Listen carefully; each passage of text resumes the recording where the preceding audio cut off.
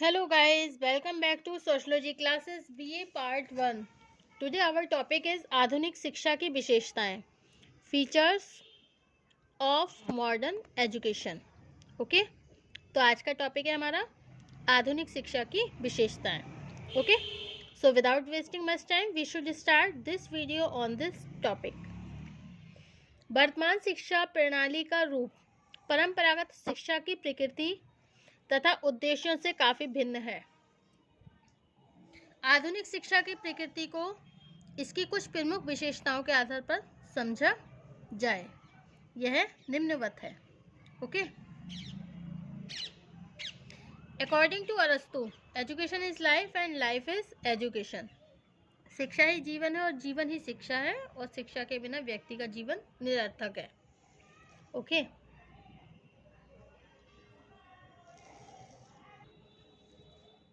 okay, these are the all points of the characteristics of modern education.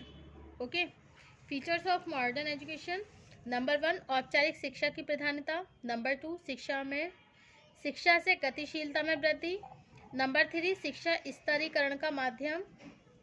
Next, विशेषीकरण का साधन. और last है आपका धर्मनिरपेक्षता. ओके,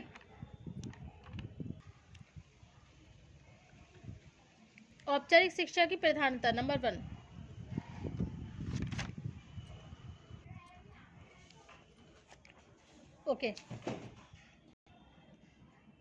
ओके, आधुनिक शिक्षा की मुख्य विशेषता इसकी औपचारिक प्रकृति है.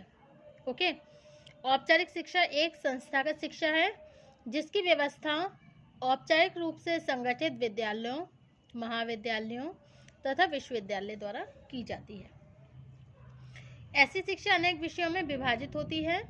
प्रत्येक विषय का एक निश्चित पाठ्यक्रम होता है तथा एक निश्चित अवधि में उस पाठ्यक्रम को पूरा करके परीक्षा पद्धति के द्वारा विद्यार्थियों को अपनी कुशलता और प्रतिभा का प्रमाण देना पड़ता है. औपचारिक शिक्षा विशेषीकृत होती है. इसका तात्पर्य है कि सामाजिक आर्थिक विकास के लिए जिस तरह के ज्ञान को अधिक उपयोगी समझा जाता है, पाठ्यक्रम के द्वारा उसी के प्रशिक्षण पर अधिक बल दिया जाता है.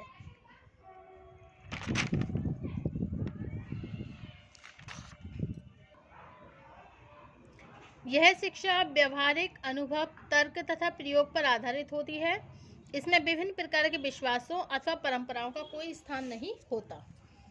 औपचारिक शिक्षा का मुख्य उद्देश्य व्यक्ति को विभिन्न व्यवसायों के लिए प्रशिक्षित करना तथा विज्ञान और प्रौद्योगिकी से संबंधित ज्ञान में वृद्धि करना होता है. संगठन के दृष्टिकोण से औपचारिक शिक्षा की संरचना आंतरिक और बाह्य दो मुख्य भागों में विभाजित होती है. उदाहरण के लिए प्रशासन की अध्यापक, विद्यार्थी, पुस्तकालय, पाठ्यक्रम, परीक्षा प्रणाली तथा अनुशासन के नियम आधुनिक शिक्षा की आंतरिक संरचना का निर्माण करने वाले तत्व हैं. दूसरी ओर जिन उद्देश्यों को लेकर शिक्षा की प्रकृति का निर्धारण किया जाता है उसे हम शिक्षा की बाह्य संरचना कहते हैं. ओके, इसका तात्पर्य है कि शिक्षा की बाह्य संरचना का निर्माण एक समाज विषय में राजनीति के स्वरूप, अर्थव्यवस्था के प्रकार तथा समाज की आवश्यकताओं के अनुसार होता है. इस दृष्टिकोण से आधुनिक शिक्षा की प्रकृति परंपरागत और सरल समाजों में दी जाने वाली शिक्षा से सर्वथा भिन्न दिखाई देती है. ओके, नेक्स्ट पॉइंट है हमारा शिक्षा का अन्य संस्थाओं से संबंध. ओके, कुछ समय पहले तक शिक्षा एक स्वतंत्र संस्था थी जिसे राजनीति तथा आर्थिक नीतियों से अलग रखने का प्रयत्न किया जाता था. वर्तमान शिक्षा को संपूर्ण सामाजिक व्यवस्था की एक उप प्रणाली के रूप में देखा जाता था. इसके फलस्वरूप शिक्षा व्यवस्था का संबंध परिवार, पड़ोस, समुदाय में संबंधों की प्रकृति तथा सामाजिक मूल्यों से है. यह सभी दशाएं किसी न किसी रूप में शिक्षा से ही संबंधित है. यही कारण है कि एक विशेष क्षेत्र की शिक्षण संस्थाओं द्वारा वहां की संस्कृति की शिक्षा देना आवश्यक समझा जाता है। शिक्षा का भी अर्थव्यवस्था से भी एक प्रत्यक्ष संबंध है। वर्तमान अर्थव्यवस्था श्रम विभाजन तथा विशेषीकरण पर आधारित है। इस अर्थव्यवस्था में प्रौद्योगिक ज्ञान, प्रबंध, कानून तथा आविष्कारों का विशेष महत्व है। ओके, अब नेक्स्ट पॉइंट है हमारा शिक्षा स्तरीकरण का माध्यम। ओके, परंपरागत समाजों में शिक्षा का रूप अनौपचारिक होने के कारण सभी व्यक्तियों को समान प्रकार की शिक्षा प्राप्त होती थी। इसके फलस्वरूप शिक्षा के आधार पर किसी प्रकार की असमानता अथवा वर्ग भेद को प्रोत्साहन नहीं मिला। वर्तमान शिक्षा व्यक्तिगत योग्यता तथा प्रतिस्पर्धा की भावना से संबंधित है। इसके फलस्वरूप जिन श्रमिकों और किसानों को आर्थिक सुविधाएं उपलब्ध नहीं है, उनके बच्चे या तो शिक्षा से वंचित रह जाते हैं अथवा साधारण स्कूलों में शिक्षा प्राप्त करके ही संतोष प्राप्त कर लेते हैं। दूसरी ओर होता है हमारा मिडिल एज, मतलब मिडिल सेशन। मध्यम वर्ग के परिवारों के बच्चे उन संस्थाओं में उच्च स्तर की शिक्षा प्राप्त कर लेते हैं जिनमें अधिक धन व्यय करने की आवश्यकता नहीं होती है। इसके विपरीत साधन संपन्न व्यक्तियों के बच्चे पब्लिक स्कूल तथा फलस्वरूप व्यावसायिक संस्थाओं में शिक्षा प्राप्त करने के कारण अधिक योग्यता प्राप्त कर लेते हैं। इसके फलस्वरूप वर्तमान शिक्षा व्यवस्था ने एक ऐसे समाज का निर्माण किया जो शैक्षणिक योग्यता के आधार पर एक दूसरे से उच्च और निम्न अनेक स्तरों में विभाजित है। ओके, अब नेक्स्ट पॉइंट है हमारा शिक्षा से गतिशीलता में वृद्धि। वर्तमान शिक्षा की एक प्रमुख विशेषता इसका गतिशीलता से घनिष्ठ संबंध होता है। साधारण शब्दों में गतिशीलता का अर्थ होता है स्थिति में परिवर्तन होना। ओके, गतिशीलता का अर्थ क्या होता है? स्थिति में परिवर्तन होना। इस दृष्टिकोण से गतिशीलता को 3 प्रकार में डिवाइड किया गया, मतलब 3 प्रकार से विभाजित किया गया है। नंबर 1 है स्थानीय गतिशीलता, नंबर 2 है सामाजिक गतिशीलता, नंबर 3 है व्यावसायिक गतिशीलता।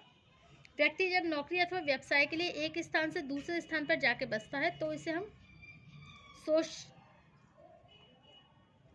स्थानीय गतिशीलता कहते हैं, मतलब स्पैटियल मोबिलिटी कहते हैं। व्यक्ति की आर्थिक या राजनीतिक दशा में परिवर्तन होने से उसकी सामाजिक प्रतिष्ठा में होने वाले परिवर्तन को हम सामाजिक गतिशीलता भी कहते हैं। ओके, इसी प्रकार जब व्यक्ति अपने जो उनके पूर्वज होते हैं उनके व्यवसाय को छोड़कर किसी नए व्यवसाय के द्वारा आजीविका उपार्जित करने लगता है अथवा अपने ही जीवन में एक व्यवसाय को छोड़कर दूसरा कोई व्यवसाय ग्रहण कर लेता है, तब इसे हम व्यावसायिक गतिशीलता कहते हैं। ओके, अब नेक्स्ट पॉइंट है हमारा विशेषीकरण का साधन। समाज की वर्तमान आवश्यकताओं ने समाज को विशेषीकरण का सबसे महत्वपूर्ण साधन बना दिया है। शिक्षा और विशेषीकरण में एक गुणात्मक संबंध है। इसका तात्पर्य है कि समाज में जैसे जैसे विशेषीकरण बढ़ता है, ज्ञान का प्रत्येक क्षेत्र बहुत से विशेषीकृत भागों में विभाजित होने लगता है।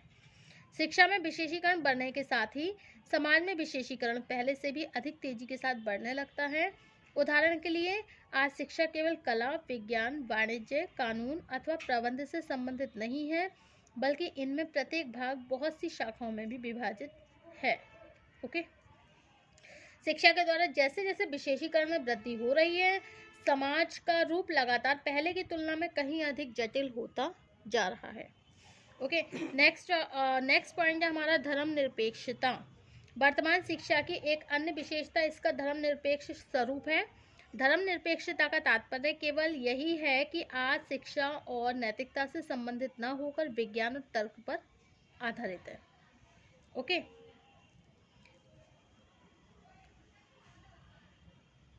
शिक्षा के द्वारा सभी धर्मों की मौलिक विशेषताओं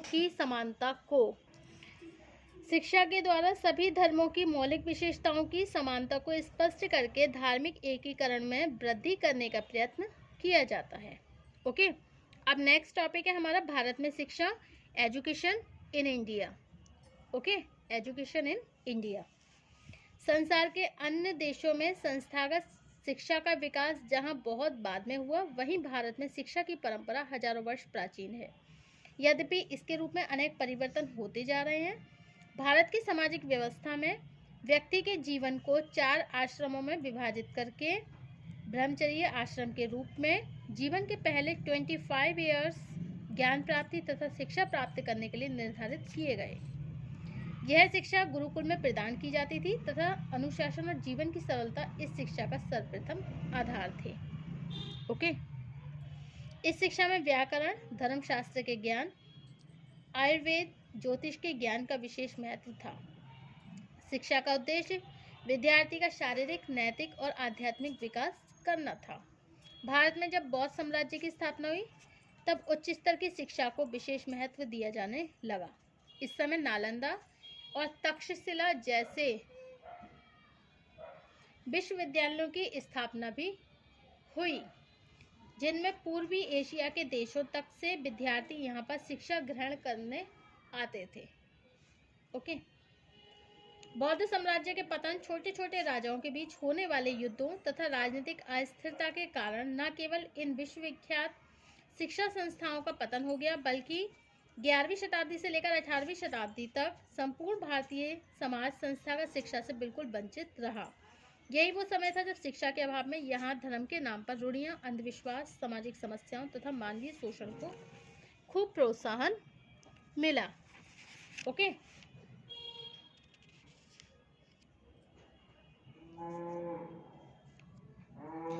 इस प्रकार भारत में शिक्षा को आज आर्थिक और सामाजिक विकास के सबसे महत्वपूर्ण माध्यम के रूप में स्वीकार किया जाता है। ओके, राष्ट्रीय शिक्षा नीति। नंबर 1, एक संगठित राष्ट्र के निर्माण के लिए शिक्षा के द्वारा भारतीयों में ज्ञान, उद्देश्यपूर्ण जीवन तथा आत्मविश्वास को बढ़ाना। नंबर 2, शिक्षा के परंपरागत रूप में परिवर्तन करके इसके द्वारा सामाजिक परिवर्तन की प्रक्रिया को तेज करना। ओके, नेक्स्ट है छात्रों में श्रम और हाथ से काम के प्रति गौरव की भावना उत्पन्न करना एवं व्यावसायिक शिक्षा में वृद्धि करना। ओके, एंड नेक्स्ट अध्यापकों की मनोवृत्तियां तथा व्यवहारों में परिवर्तन करके उनके ज्ञान और कुशलता में वृद्धि करना। ओके, सो नेक्स्ट पॉइंट होगा हमारा नेक्स्ट टर्न पर problems of education in India. Okay, Bharat में शिक्षा की समस्याएं। Thank you for watching my YouTube channel. Thank you so much guys, thank you.